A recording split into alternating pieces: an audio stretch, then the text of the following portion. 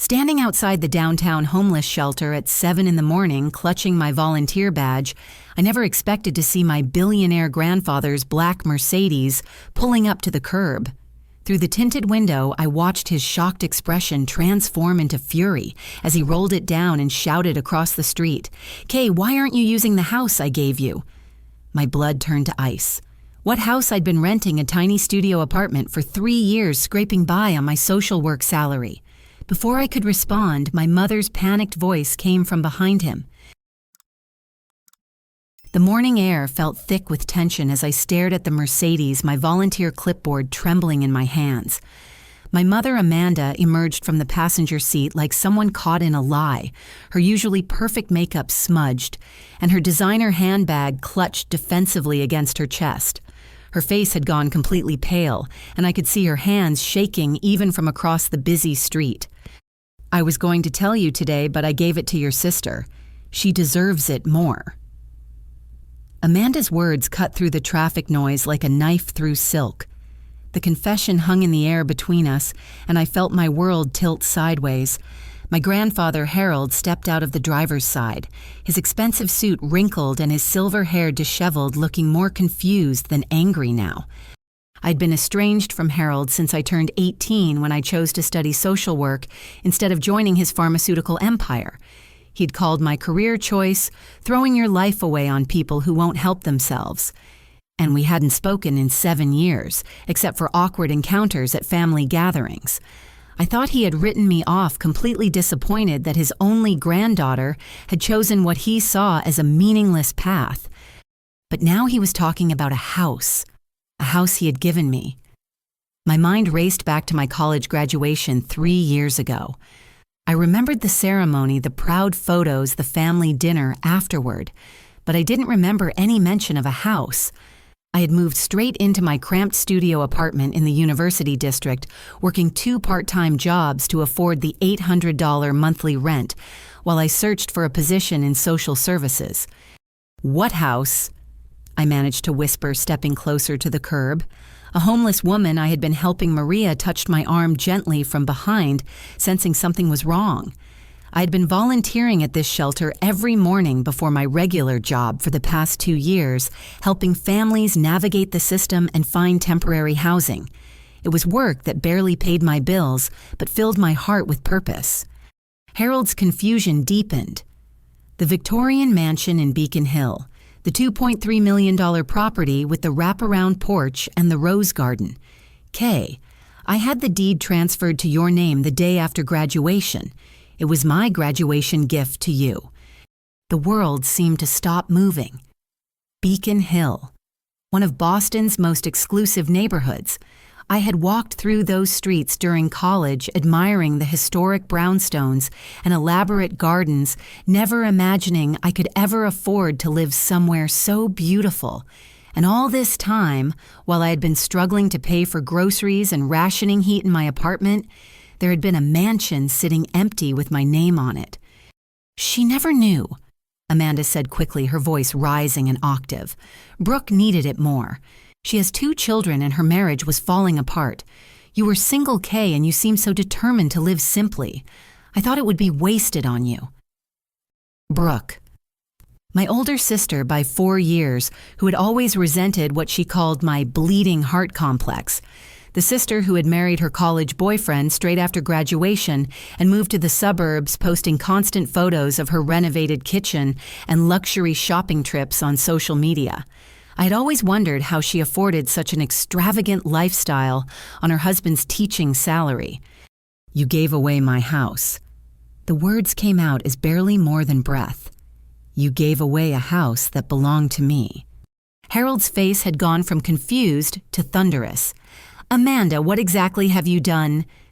My mother's composure crumbled entirely.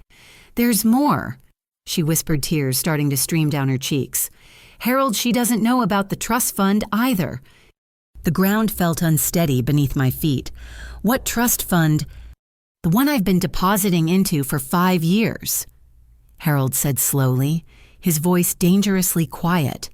$160,000 every year since you graduated. Kay, you should have $800,000 in that account by now. The shelter coordinator appeared at my elbow, concerned about my sudden pallor. "Kay, honey, are you all right? You look like you've seen a ghost." $800,000.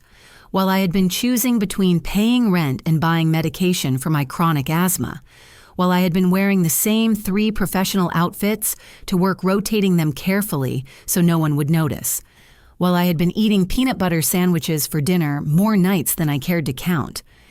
"Where is the money?" I asked, my voice barely audible. Amanda's shoulders sagged in defeat. "Brooke has been receiving it. I've been signing for you, managing your affairs. I thought you didn't want the responsibility of wealth. You seemed so committed to your simple life." The irony was suffocating. I hadn't chosen poverty because I was noble or idealistic. I had been poor because I hadn't known I had any other option. Every client I had failed to help because I couldn't afford to drive them to appointments. Every family I had watched get separated because I couldn't provide emergency funding for deposits. Every night I had lain awake worrying about rent while my sister apparently lived in luxury that should have been mine. "Brooke has my house and my money," I said, the reality settling like lead in my stomach. "She needed it more," Amanda repeated weakly, as if saying it again would make it true. Harold turned to Amanda with an expression I had never seen before. "You've been forging your daughter's signature for 5 years. The admission hung in the air like a toxic cloud. Not only had my family hidden my inheritance from me, but they had actively deceived me year after year while I struggled and suffered unnecessarily. The woman behind the shelter desk was watching our family drama unfold with the practiced eye of someone who had seen every kind of betrayal and disappointment. But the worst revelation was yet to come. Amanda looked at me with something that might have been shame, though it was hard to tell through her tears. "There's something else," she whispered. "I've been taking $50,000 each year as an administrative fee for managing the transfers. I told myself it was fair compensation for handling everything." The world tilted completely off its axis.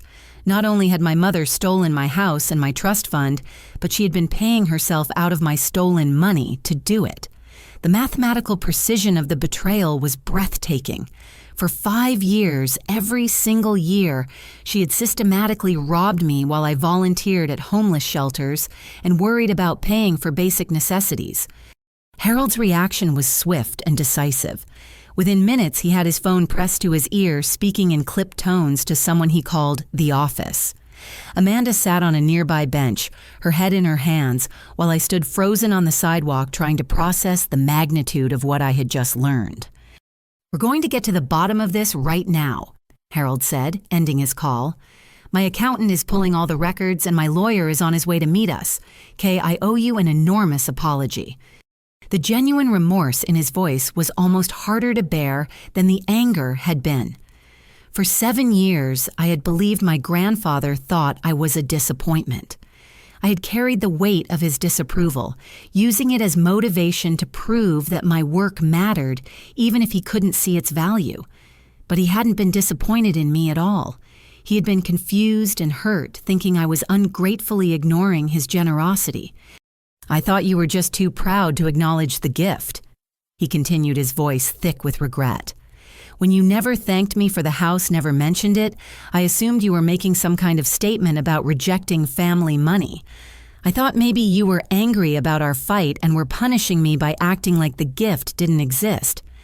The cruel irony was that we had both been victims of the same deception.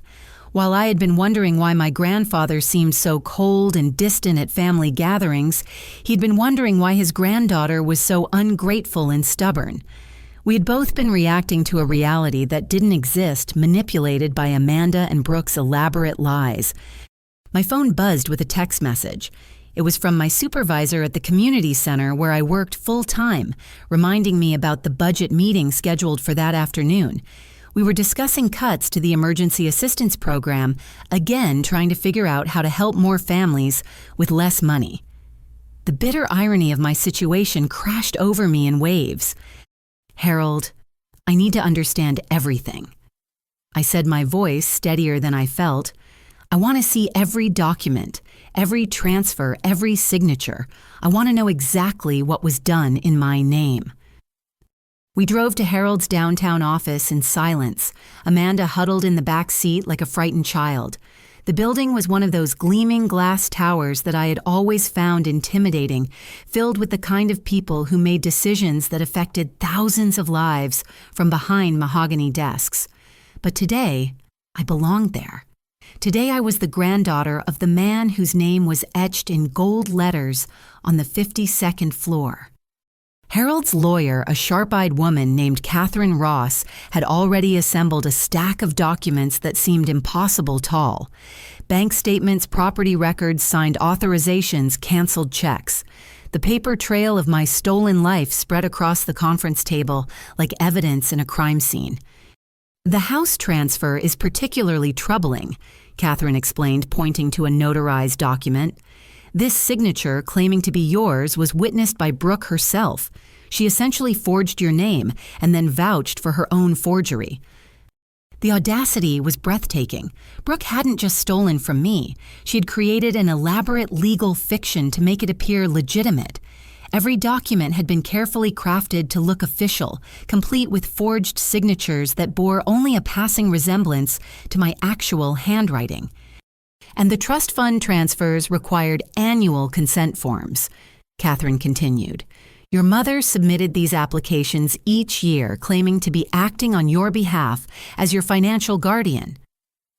But I'm 25 years old, I protested. I haven't needed a guardian since I turned 18. That's correct. These documents are completely fraudulent. No court ever appointed Amanda as your guardian, and she had no legal authority to make these decisions. Harold was studying the bank statements with increasing anger. Look at this, Kay. The money didn't just disappear into general household expenses. There are transfers to luxury car dealerships, high-end furniture stores, European travel agencies. They weren't just taking your money. They were living extravagantly on it. The evidence painted a picture of systematic financial abuse that had been going on for years. While I had been volunteering my free time to help other people navigate poverty, my own family had been living in luxury, purchased with money that belonged to me. They hadn't just stolen my financial security. They had stolen years of my life that I had spent struggling unnecessarily. But the most devastating revelation was still coming. Catherine pulled out a medical record that made my blood run cold. Amanda, according to these documents from your primary care physician, you've been prescribed medication for early-stage dementia for the past 18 months. Were you planning to mention that? The room went completely silent. Amanda's face went white and she began shaking her head frantically. That's not relevant, she whispered. The doctor said it was just mild memory issues, nothing that would affect my judgment. On the contrary, Catherine said grimly, these records show multiple appointments where you discussed confusion about financial matters and difficulty making complex decisions. Your daughter, Brooke, accompanied you to several of these appointments and was specifically advised about managing your affairs. The picture was becoming clearer and more disturbing. Brooke hadn't just manipulated me. She had been manipulating our vulnerable mother, taking advantage of her cognitive decline to control the family's finances. Amanda's administrative fees weren't payment for services. They were cover for a much more sinister form of elder abuse. Amanda, Harold said gently, his anger replaced by concern. How much of what happened over the past few years do you actually remember clearly? My mother's composure finally broke completely. Some days are better than others, she admitted through tears. Brooke helps me remember important things. She says she's protecting me from making mistakes. The manipulation was horrifyingly sophisticated. Brooke had positioned herself as Amanda's protector while simultaneously exploiting her condition for financial gain. She had convinced our mother that giving away my inheritance was an act of maternal wisdom while using Amanda's medical condition to maintain legal control over the family's assets. This isn't just about money anymore, Catherine said grimly. We're looking at elder abuse, financial exploitation, identity theft, and fraud. These are serious felonies. As the full scope of the deception became clear, I felt something shifting inside me. The shock and hurt were crystallizing into determination. This wasn't just about recovering money or property. This was about justice for both me and my mother, who had been victimized by someone she trusted completely. But first, I needed to confront Brooke directly. I needed to see her face when she realized that her carefully constructed lies were about to collapse around her. The drive to Beacon Hill felt surreal, like traveling through someone else's life. Harold sat beside me in the passenger seat of his Mercedes, while Catherine followed in her own car with a briefcase full of legal documents. Amanda had been taken to Harold's personal physician for a cognitive evaluation, both to document her current condition and to ensure she received proper care. The Victorian mansion at the end of Marlborough Street was even more beautiful than I had imagined. 3 stories of red brick and white trim with bay windows overlooking a private garden and wrought iron details that spoke of 19th century craftsmanship. The wraparound porch was lined with carved wooden columns, and climbing roses covered the elegant trellis work. It was the kind of home I had dreamed about as a child, the kind of place that seemed to exist only in movies or magazines. But what struck me most was how lived in it looked.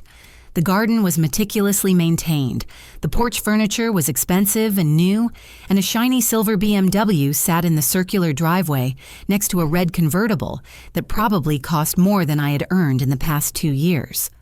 Brooke hadn't just been living in my house, she had been transforming it into her personal paradise. "Are you ready for this?" Harold asked quietly. I nodded, though my heart was hammering against my ribs. I had no idea how Brooke would react when confronted with evidence of her crimes. Part of me hoped there would be some explanation, some misunderstanding that would make sense of everything, but the larger part of me already knew that hope was naive. Brooke answered the door wearing yoga pants that probably cost more than my monthly grocery budget and a casual sweater that I recognized from a boutique window downtown.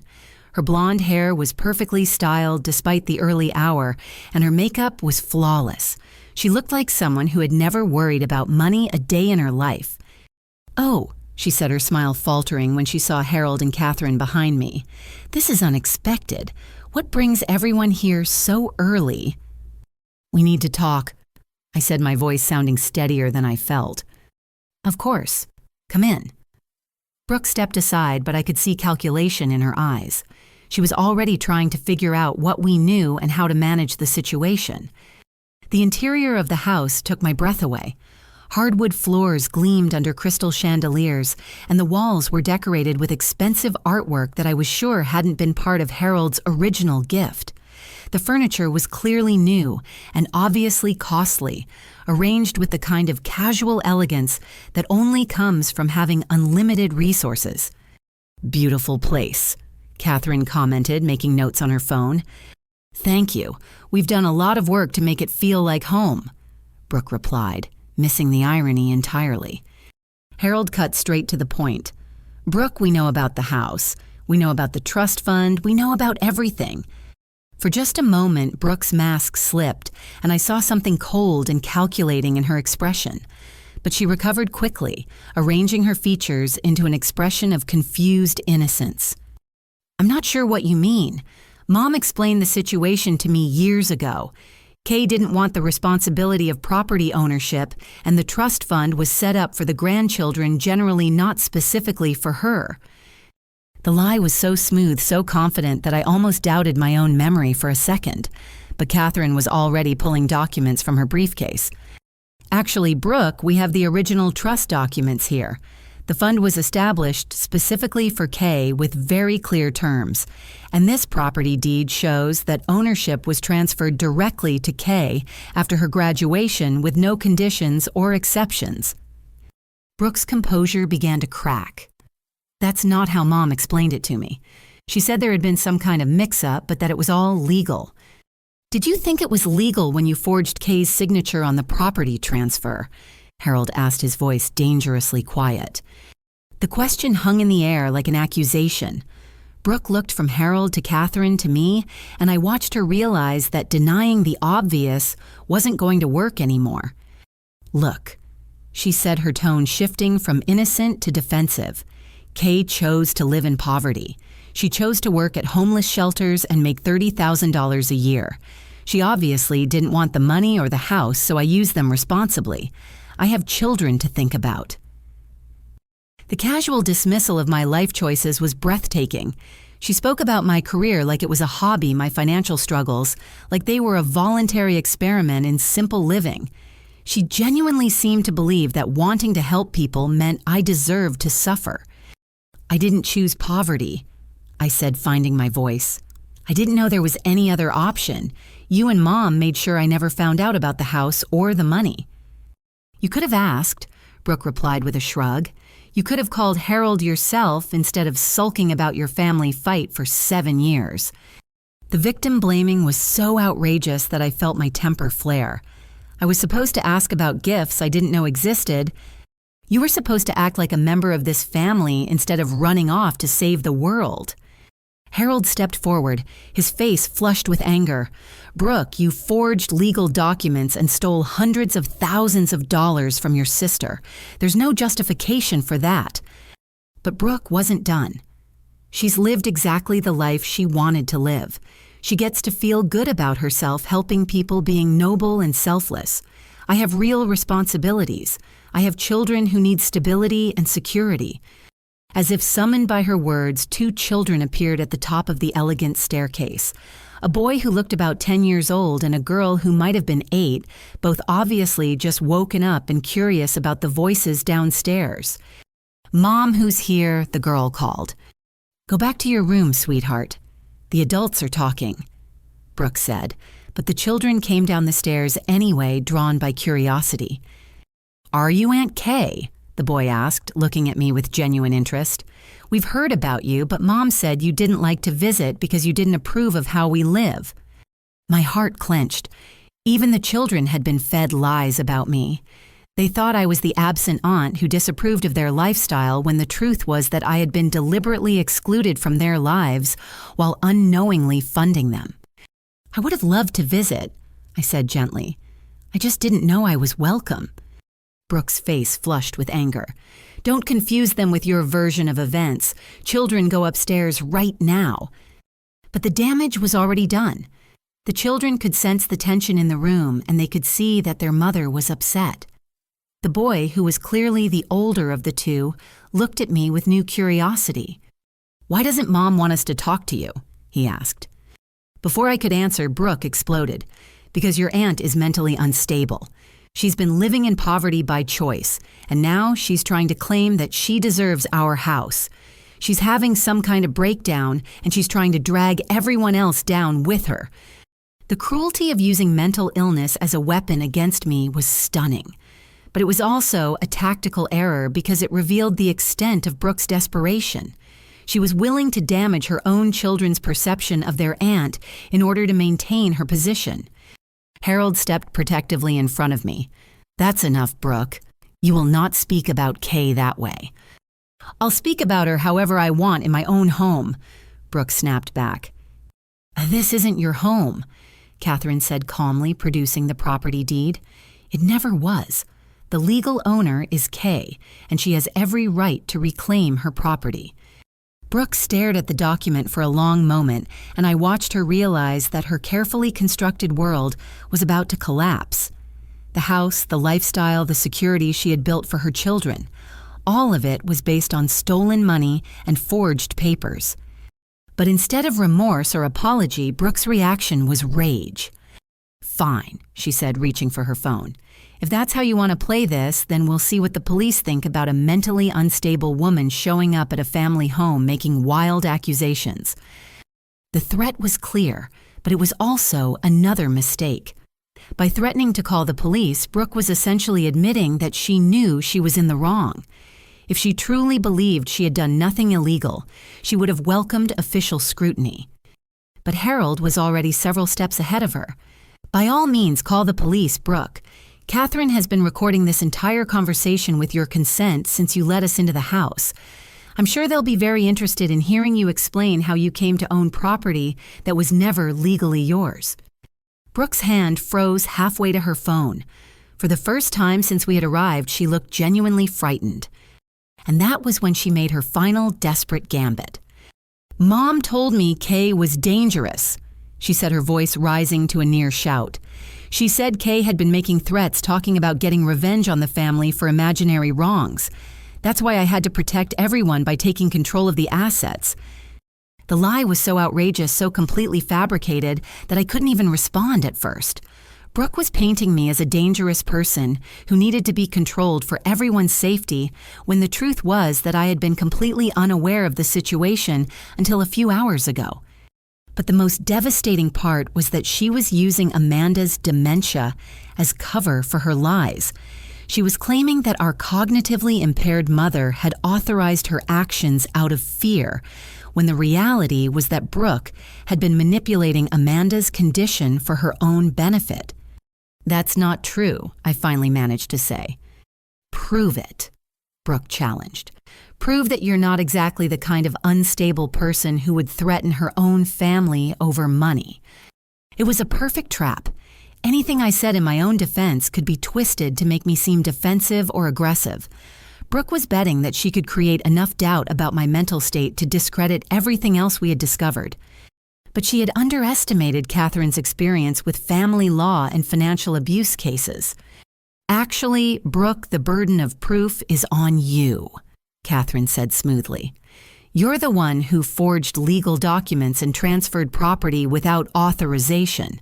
You're the one who needs to explain your actions to law enforcement." Brooke stared at Catherine for a moment, realizing that her manipulation tactics weren't working on someone who understood the legal system. Then she turned back to me with an expression of pure hatred. "You want your precious house so much? Fine. Take it. But don't think this is over. I have 2 children who are about to lose their home because their selfish aunt decided to destroy their security. I hope you can live with that." The guilt trip was expertly crafted, designed to make me feel responsible for the consequences of reclaiming what was rightfully mine. But I had spent years working with people who had been manipulated and abused, and I recognized the tactic for what it was. "Your children are losing their home because you stole it," I replied quietly. "Not because I'm taking it back." And that was when Brooke reached for her phone and dialed 911. "I need police at 1567 Marlborough Street," she said, her voice shaking with manufactured fear. "There's a mentally unstable woman in my house making threats against my children."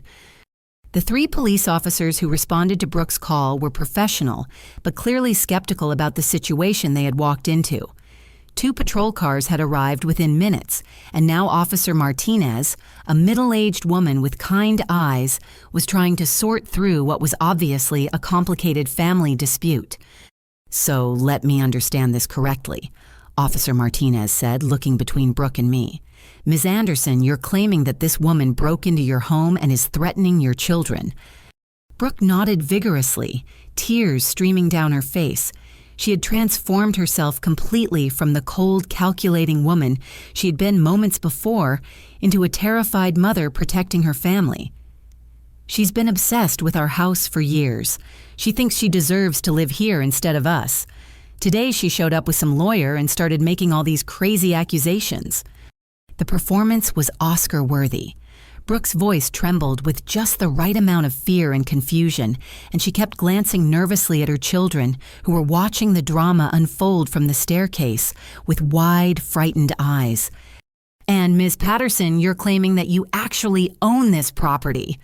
Officer Martinez asked, turning to me. "I do own it," I said, trying to keep my voice calm despite the surreal nature of the situation. "My grandfather purchased it and had the deed transferred to my name 3 years ago. I only found out about it this morning." Officer Martinez frowned. "You only found out this morning that you own a house?" When she said it like that, it sounded absurd even to me.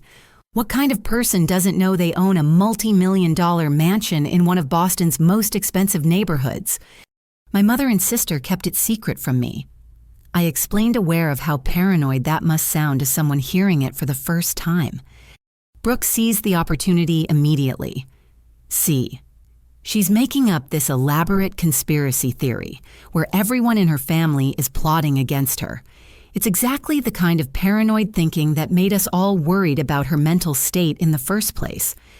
Harold stepped forward, his business suit and air of authority commanding immediate attention. "Officer, I'm Harold Patterson Kay's grandfather and the person who purchased this property. I can provide documentation proving that the house was legally transferred to Kay 3 years ago." With respect, Sir Iwata, Officer Martinez replied, "Family financial disputes aren't usually a matter for law enforcement unless there's been an actual crime committed." "There has been," Catherine interjected, producing her credentials. "I'm Catherine Ross, an attorney representing Kay. We have evidence of identity theft, elder abuse, and financial fraud spanning multiple years." But Brooke was ready for that too. "This is exactly what I was afraid of," she said, her voice breaking convincingly. "Kay has been building this fantasy for months. She's convinced herself that our family has stolen from her, and now she's brought lawyers and police to validate her delusions." Officer Martinez looked genuinely torn. On one hand, she had a woman claiming to be the victim of massive financial fraud, backed up by a grandfather and attorney with apparent documentation. On the other hand, she had another woman claiming that her sister was having a mental health crisis and making up elaborate stories about family conspiracies. "Ma'am, have you been under any unusual stress lately?" Officer Martinez asked me gently. "Any major life changes or emotional difficulties?" The question was asked with kindness, but it felt like a knife twist. Brooke's strategy was working. By framing my discovery of the truth as evidence of mental instability, she was making the police question my credibility instead of investigating her crimes.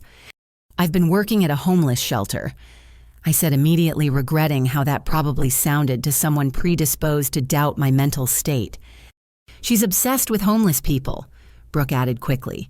"She spends all her time with them instead of maintaining relationships with her own family. We've all been worried that she's lost perspective on normal life." The implication was clear. I was so immersed in poverty and dysfunction that I had developed an unhealthy fixation on wealth and family dynamics. Brooke was painting my career in social work as evidence of psychological problems rather than professional dedication. Officer Martinez looked at Harold. "Sir, can you verify that your granddaughter has been stable in recent years?" Harold's face flushed with anger. "My granddaughter is perfectly stable. She's been the victim of systematic financial abuse by her sister and mother, and she's handling the situation with remarkable composure." "That's what we would expect him to say," Brooke replied sadly. "Kay has been manipulating him too. She's convinced him that we're all conspiring against her because she can't accept that she made poor life choices." The circular logic was maddening. Every piece of evidence supporting my position was reframed as proof of my supposed mental illness. Every ally who spoke on my behalf was dismissed as another victim of my manipulation. But the worst part was that I could see doubt creeping into Officer Martinez's expression. Brooke's performance was too polished, too perfectly crafted. She had clearly thought through this scenario, carefully preparing responses that would make me look unstable, and herself look like a concerned family member dealing with a difficult situation. "Has your sister ever been hospitalized for mental health issues?" Officer Martinez asked Brooke. "Not formally," Brooke replied with convincing reluctance, "but we've discussed it as a family. She's been showing signs of paranoid thinking and social isolation for years." The lie was breathtaking in its audacity. I had never shown signs of mental illness, never been treated for psychological problems, never given anyone reason to question my stability. But Brooke was creating a fictional medical history for me, counting on the fact that mental health records are confidential and couldn't be immediately disproved. "I want to call my supervisor at the community center where I work," I said desperately. "She can verify that I'm competent and stable." "Of course you do," Brooke said with the patient tone someone might use with a confused child. "Kay, no one is saying you're a bad person. We're just saying you need help." The fake compassion was somehow more infuriating than outright hostility would have been. Brooke was positioning herself as the reasonable family member, trying to help her troubled sister, while I was cast as the delusional patient who couldn't see her own problems. Officer Martinez was clearly struggling with the situation. Family disputes involving mental health allegations were notoriously difficult to sort out, especially when both parties seemed articulate and composed. Without clear evidence of immediate danger, the police were reluctant to take sides in what appeared to be a complex family conflict. "Ma'am, I'm going to recommend that you contact Family Services and work this out through proper channels," Officer Martinez told me. "If you believe crimes have been committed, you can file a report at the station and detectives will investigate." It was a diplomatic non-solution that satisfied no one, but avoided forcing the police to make immediate judgments about complicated allegations. But it was also exactly what Brooke had been hoping for. By casting doubt on my mental state, she had successfully prevented immediate action while buying herself time to strengthen her position. "Thank you, officer," Brooke said gratefully. "I just want what's best for my sister. I hope she gets the help she needs." As the police prepared to leave, I felt a sense of desperation growing in my chest. Brooke's strategy had worked perfectly. She had transformed herself from perpetrator to concerned family member, and me from victim to potentially unstable accuser. The very audacity of her crimes had become her best defense because they seemed too outrageous for anyone to believe without extensive documentation. But Harold wasn't finished. "Officer Martinez, before you go, I'd like you to know that I'll be contacting the district attorney's office about this matter. My granddaughter is the victim of serious crimes, and I intend to ensure that justice is served." "That's your right, sir," Officer Martinez replied diplomatically. "But I would recommend that everyone take some time to cool down and approach this through proper legal channels." After the police left, Brooke turned to me with an expression of triumph mixed with manufactured sympathy. "Kay, I really think you should consider getting some professional help," she said in the same condescending tone she had used with the police. "This whole situation is clearly causing you a lot of stress, and I'm worried about what you might do next." The threat was subtle, but unmistakable. Brooke was suggesting that I was unstable enough to be dangerous, laying groundwork for future claims that I needed to be controlled or institutionalized for everyone's safety. But she had made one critical error in her performance. By calling the police and making false allegations about my mental state, she had committed new crimes that could be documented and prosecuted. Her desperation had led her to overplay her hand in ways that would ultimately work against her. As we left the house that legally belonged to me but felt more like enemy territory, I realized that Brooke had declared war. She wasn't just going to give up the money and property quietly. She was prepared to destroy my reputation and credibility to keep what she had stolen. But I was prepared to fight back. Harold's private investigator, a former FBI agent named David Kim, had been working behind the scenes for the past several hours while we dealt with the police. By the time we returned to Harold's office, David had assembled a disturbing picture of systematic abuse that went far beyond what we had initially discovered. The medical records tell a troubling story. David explained spreading documents across the conference table. Amanda's cognitive decline has been much more severe than she's been letting on, and Brooke has been actively concealing the extent of the problem from other family members. The evidence was damning. Medical appointments that Brooke had attended with Amanda where she had specifically requested that other family members not be informed about test results or treatment recommendations. Prescription records showing that Amanda's anxiety medication had been increased multiple times at Brooke's request, despite the doctor's notes expressing concern about cognitive side effects.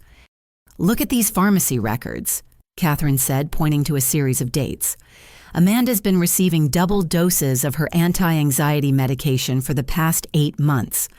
The pharmacist has notes about multiple calls from Brooke requesting early refills."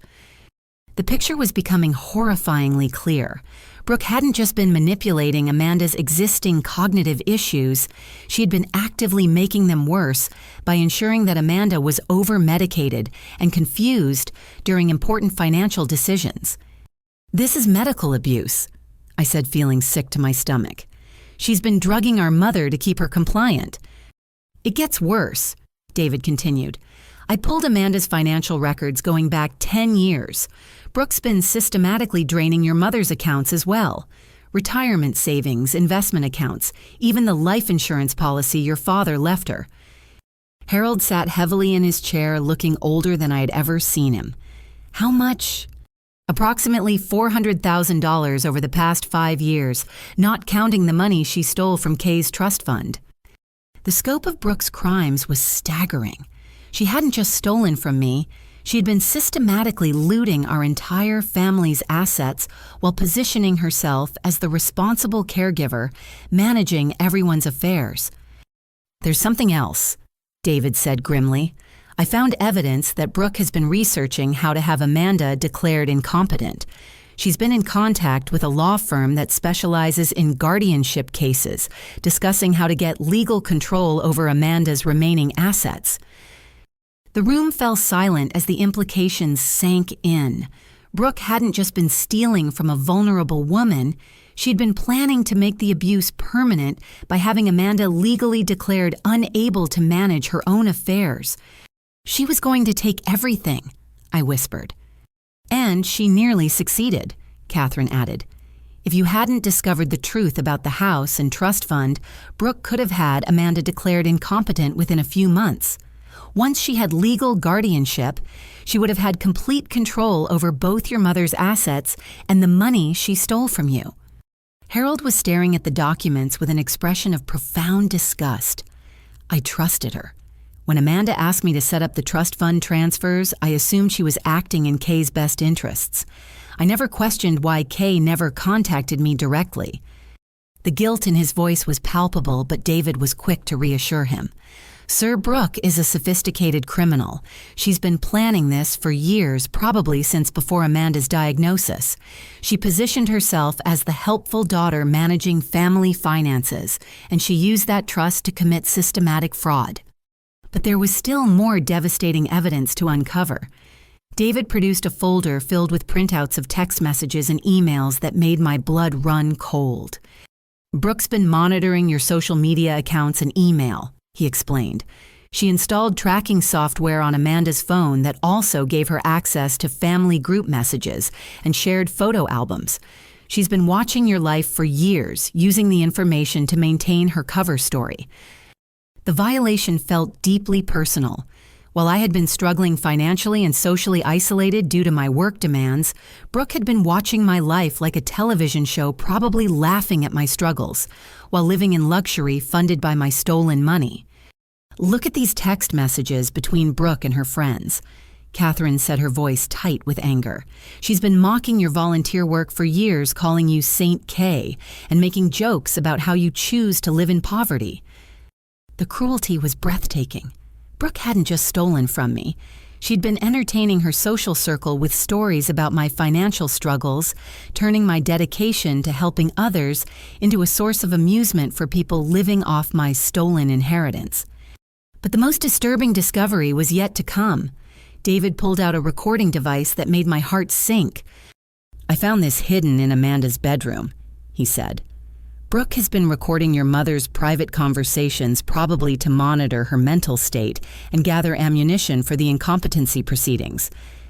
The violation of Amanda's privacy was horrifying, but it also represented a critical mistake on Brooke's part.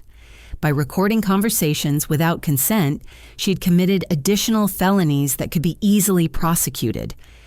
"There's one recording in particular that you need to hear," David said gently.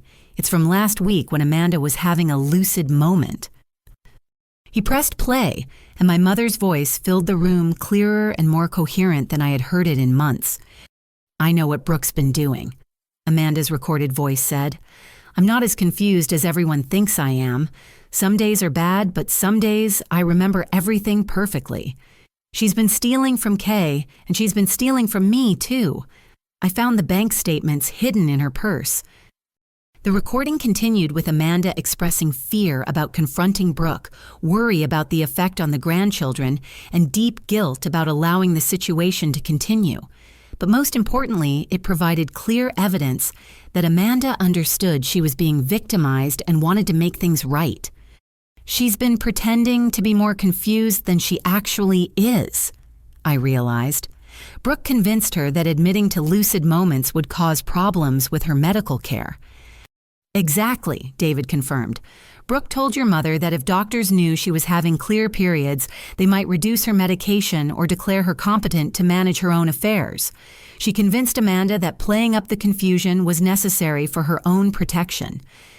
The manipulation was so twisted, so psychologically sophisticated, that I felt overwhelmed by the sheer cruelty of it. Brooke had trapped our mother in a prison of manufactured confusion, convincing her that pretending to be sicker than she was would somehow keep her safe. But Amanda's secret recordings had captured something else that would prove to be Brooke's downfall. In one conversation, Brooke could be heard discussing her plans with someone on the phone, detailing exactly how she had forged documents and manipulated Amanda's medical care. She thought she was being careful by only having these conversations when Amanda seemed confused, David explained. She didn't realize that the recording device was voice-activated and captured everything. The evidence was overwhelming. Brooke had created an extensive paper trail of her crimes, documented her own confessions, and left a digital footprint that would make prosecution straightforward. Her confidence in her ability to manipulate the situation had led her to become careless about covering her tracks. But as we reviewed the evidence, my phone rang. It was Amanda's doctor, and her voice was urgent. "Kay, I need you to come to the hospital immediately. Your mother was brought in by ambulance about an hour ago.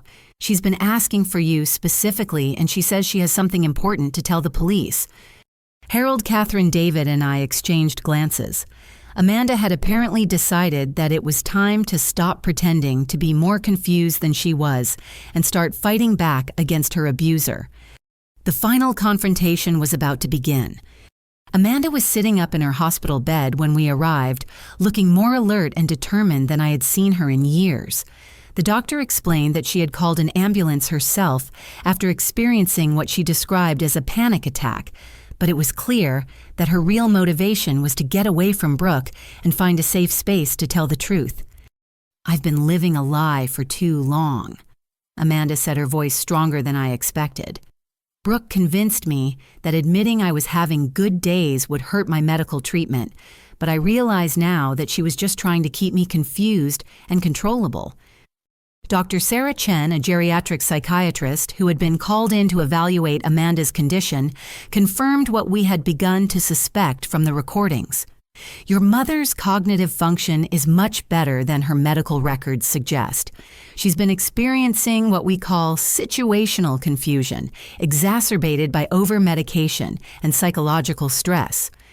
"You mean she's not as sick as Brooke claimed?" I asked. "Her dementia is real but mild," Dr. Chen explained. "With proper medication management and reduced stress, she should be able to live independently and make her own decisions about most matters. The severe confusion documented in recent months appears to have been artificially induced." Amanda reached for my hand, tears streaming down her face. "Kay, I remember everything now. I remember signing those papers, but Brooke told me they were just updating your address information for tax purposes. I never knew I was giving away your house."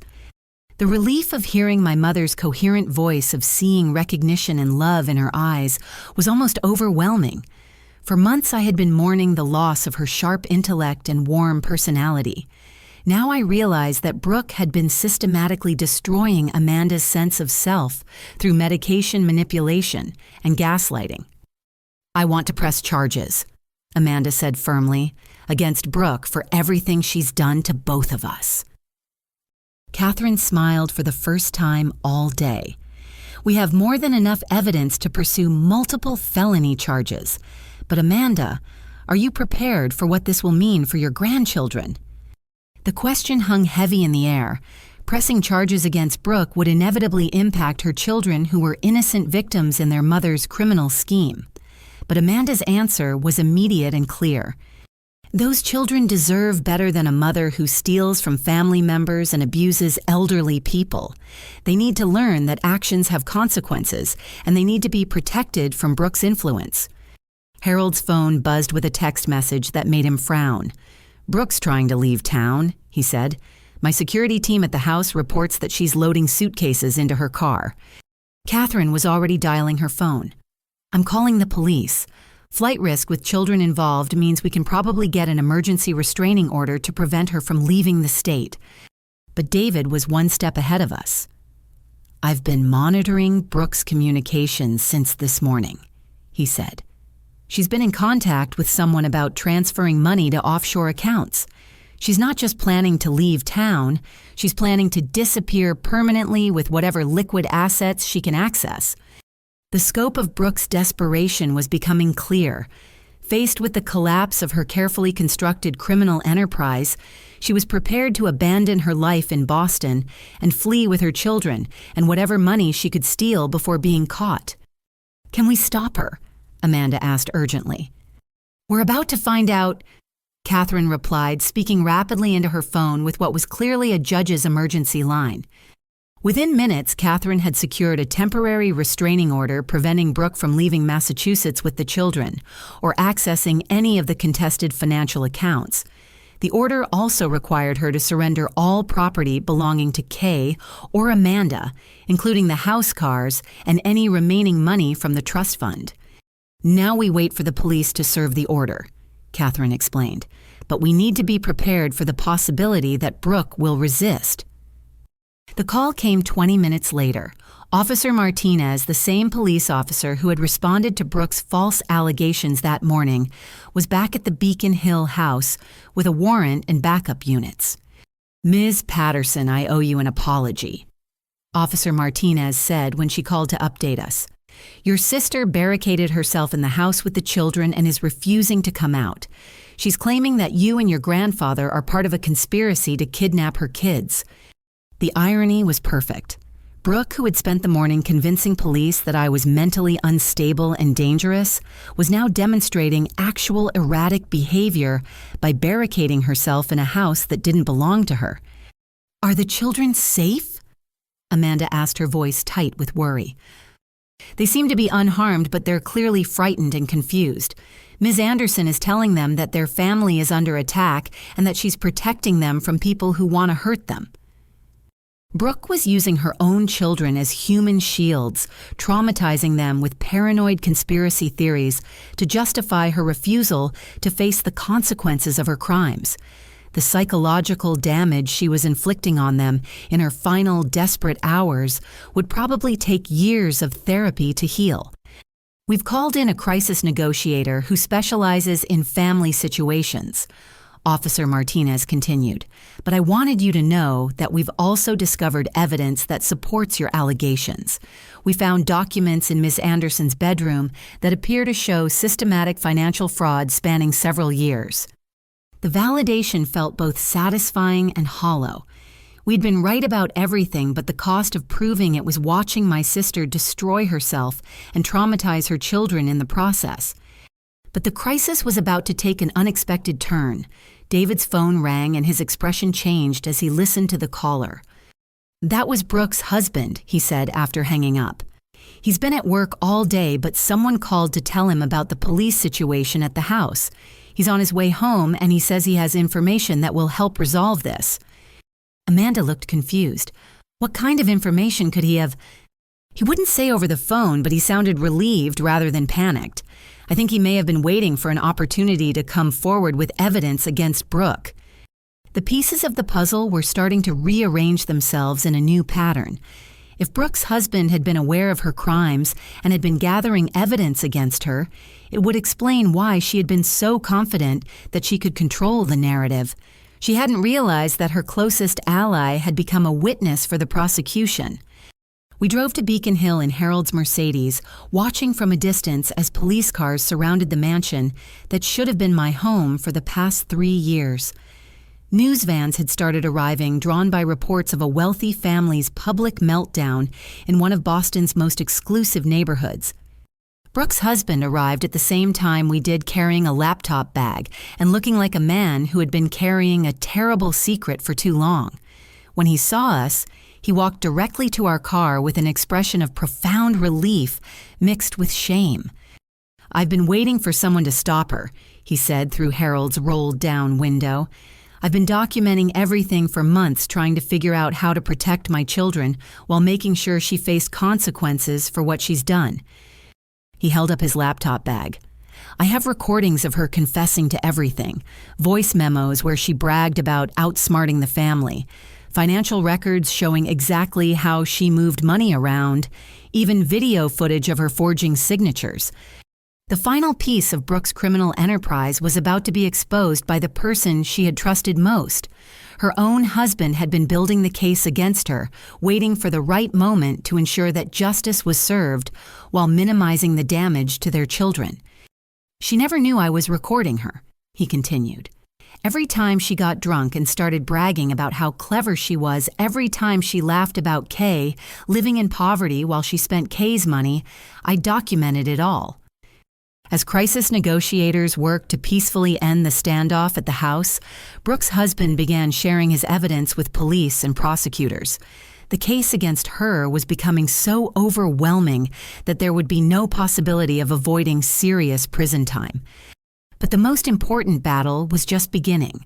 2 innocent children were trapped inside with a mother who was having a complete psychological breakdown, and their safety depended on resolving the situation without further trauma.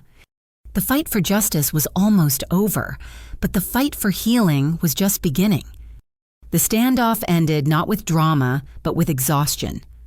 After 6 hours of refusing to communicate with crisis negotiators, Brooke finally opened the front door and walked out with her hands raised. Her children followed behind her, confused and frightened, but physically unharmed. The sight of them being led to safety by Child Protective Services workers was both a relief and a heartbreak. Brooke's husband, whose name I learned was Michael, had provided police with enough evidence to support multiple felony charges: elder abuse, financial fraud, identity theft, money laundering, and child endangerment for using her children during the standoff.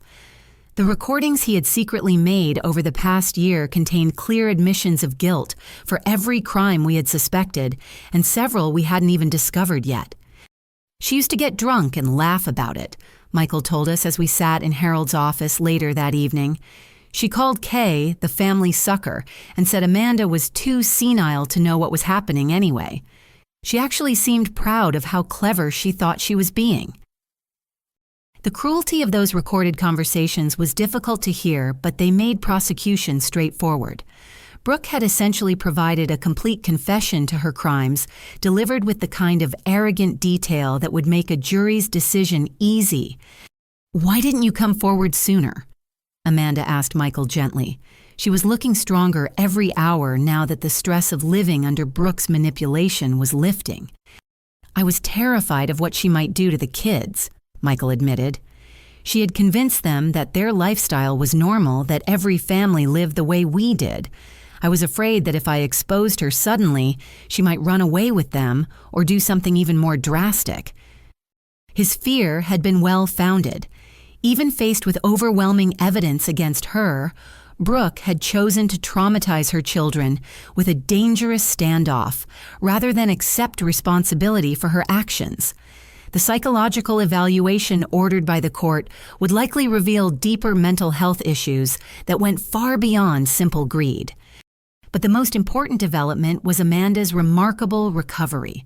With proper medication management and the relief of no longer having to pretend to be sicker than she was, my mother was demonstrating cognitive abilities that her recent medical records had suggested were impossible. "The human brain is remarkably resilient," Dr. Chen explained during our follow-up appointment. "When the stress and medication issues are resolved, many dementia patients experience significant improvement in function. Amanda may have years of good quality life ahead of her." The legal proceedings moved with surprising speed. Faced with Michael's recordings and mountains of documentary evidence, Brooke's public defender advised her to accept a plea agreement rather than risk a trial that could result in decades in prison. She pleaded guilty to 7 felony counts and was sentenced to 12 years in state prison with restitution ordered for the full amount stolen from both Kay and Amanda. The financial recovery was more complete than we had dared hope. Not only were we able to recover the original trust fund money and property, but civil forfeiture laws allowed us to seize most of the luxury goods Brooke had purchased with stolen money. The cars, jewelry, artwork, and expensive renovations to the house could all be liquidated to compensate for years of financial abuse. Harold established the Patterson Foundation for Elder Protection within 6 months of Brooke's conviction, with Amanda and me serving as co-directors. The foundation's mission was to educate families about financial abuse and provide resources for vulnerable adults who might be experiencing exploitation by trusted family members. "I want something good to come from this terrible situation," Amanda said at the foundation's launch event. "Too many families suffer in silence because they're ashamed or because they don't know how to get help." The house in Beacon Hill became something I never could have imagined when I first saw it. Instead of simply moving in and enjoying the luxury that should have been mine all along, I transformed the ground floor into offices for the foundation and converted the upper floors into transitional apartments for families escaping domestic abuse or elder exploitation. "You're still helping homeless people," Harold observed with a smile during one of his weekly visits. "You just have better resources now." The irony wasn't lost on me. For years, I had been frustrated by my inability to provide adequate help to the families I worked with because of limited funding and resources. Now, with access to both my inheritance and Harold's business connections, I was able to create programs that addressed homelessness and family dysfunction in ways I had only dreamed about before.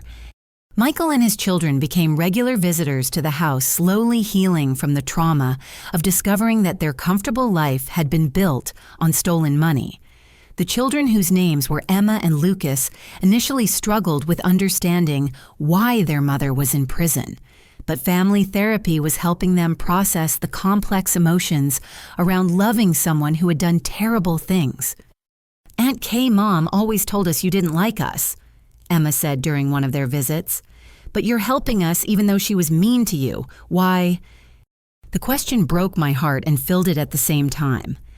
"Because you're my family and what your mom did was wrong, but that doesn't mean you deserve to suffer for it. You're good kids who got caught in the middle of a bad situation." One of the most meaningful moments of the entire ordeal came 8 months after Brooke's conviction, when I received a letter from her in prison. The handwriting was shaky, and the tone was different from any communication I had ever received from my sister. "Kay, I know there's no excuse for what I did to you and Mom. I don't expect forgiveness, and I'm not asking for it. But I want you to know that watching you turn something terrible into something good has made me understand what kind of person I should have been all along. Take care of my kids. You're a better person than I ever was." The letter wasn't an apology exactly, but it was an acknowledgement that felt like the first honest thing Brooke had said to me in years. I showed it to Amanda, who cried over it for an hour before carefully filing it away with other family documents. "She's still my daughter," Amanda said. "I'm proud of the woman you've become, Kay, and I'm ashamed of what Brooke did, but I still hope she can find a way to become better than she's been." The foundation grew rapidly, attracting attention from social workers, law enforcement, and family lawyers who had been seeing increasing numbers of elder abuse cases. Within 2 years, we had expanded to serve families throughout New England, and our educational programs were being adopted by social service agencies in other states. Harold, who had initially been skeptical about my career in social work, became one of the foundation's most enthusiastic supporters. "You've taken a personal tragedy and turned it into a force for protecting other families," he said during our second annual fundraising gala. "I'm sorry it took me so long to understand that helping people isn't a waste of a good education. It's the best possible use of privilege and resources." The relationship I rebuilt with Harold was one of the unexpected gifts that emerged from the crisis. For 7 years, we had been estranged because of a fundamental misunderstanding about values and priorities. Once we started talking honestly, we discovered that we both cared deeply about family and community. We had just had different ideas about how to express those values.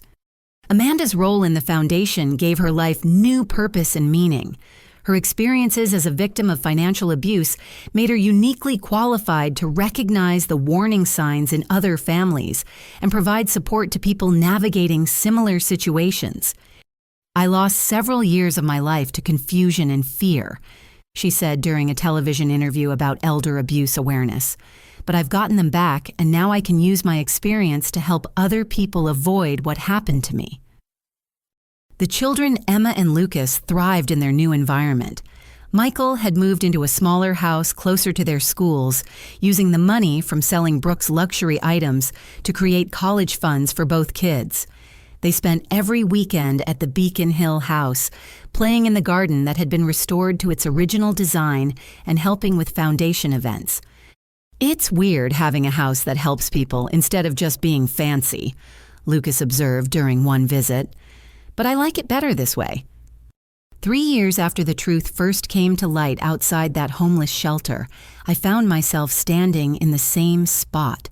But everything had changed. The shelter was still there, but now it was partnered with our foundation to provide comprehensive services that addressed not just immediate housing needs, but the complex family dynamics that often contributed to homelessness. Maria, the homeless woman who had witnessed my confrontation with Harold that first morning, had become one of our most successful transition clients. She now lived in a subsidized apartment and worked part-time helping other families navigate the social service system. "You remember when your family showed up that day and everything went crazy?" she asked me during a visit to her new apartment. "I thought for sure you were in trouble. I never imagined it would end up with you helping even more people." The full circle felt both satisfying and humbling. I had started that morning thinking I was a struggling social worker whose family had written her off as a disappointment. I ended up discovering that I was the heir to significant wealth and property. But more importantly, I learned that my real inheritance was the strength to fight for justice and the wisdom to use privilege responsibly. The story of our family's crisis and recovery had attracted national media attention, particularly because of the innovative programs we developed to address financial abuse. We received letters from families across the country who had experienced similar situations, many of whom had felt alone and ashamed, until they learned that systematic exploitation by trusted family members was more common than most people realized. "Your story gave us hope," wrote one woman whose brother had been stealing from their elderly father. "We thought we were the only family dealing with something like this, and we didn't know how to get help without destroying family relationships. Your foundation's resources helped us get our father the protection he needed." Those letters reminded me every day that our personal tragedy had broader meaning and impact. The pain and betrayal we had experienced weren't just private family problems. They were symptoms of social issues that affected thousands of families who suffered in silence because they didn't know how to seek help. The question that haunted me during the darkest days of discovering the truth was whether I could ever trust family again after being so completely betrayed by people who claimed to love me. The answer turned out to be more complex than I had expected. I learned to trust differently, not with blind faith, but with clear boundaries and honest communication. Amanda and Harold earned their way back into my life by demonstrating through consistent actions that they were committed to making amends for their roles in the deception. Michael and the children proved that family relationships could be rebuilt on foundations of truth and mutual respect. But perhaps most importantly, I learned that justice doesn't just mean punishment for wrongdoing. True justice means creating systems and relationships that prevent future harm while healing damage that's already been done. Standing in the Foundation's main office 5 years after everything began, surrounded by case files of families we had helped and photos of success stories like Maria's new apartment and Emma's science fair awards, I realized that Brooke's crimes had inadvertently given me something invaluable, the resources and motivation to turn my passion for helping people into something far more impactful than I could have achieved on my own. The house that should have been a simple gift became a symbol of transformation. The money that was stolen became funding for programs that protected other vulnerable people. The family relationships that were shattered were rebuilt stronger and more honest than they had ever been before. I often wondered what would have happened if Harold hadn't driven past that shelter that morning, if Amanda's panicked confession hadn't exposed the truth. Would I have spent the rest of my life struggling financially while Brooke lived in luxury? Would Amanda have been declared incompetent and lost all her remaining assets? Would the children have grown up thinking that exploitation and manipulation were normal parts of family life? Those questions didn't have answers, but they reminded me how important it was that we had chosen to fight for truth and justice instead of accepting a comfortable lie. The courage to confront family dysfunction and criminal behavior, even when it was easier to look the other way, had ultimately saved our entire family from further damage. Have you ever discovered something about your family that completely changed how you understood your own life? How did you find the strength to seek justice when the people you trusted most were the ones who had betrayed you? I'd love to hear your thoughts in the comments below. Thank you for listening to my story and for supporting families who are fighting for truth and healing. If you found this story meaningful, please like this video, subscribe for more stories about overcoming family challenges, and share it with anyone who might need to know that justice is possible even in the most complicated family situations. Remember, you're never alone in your struggle for truth and dignity.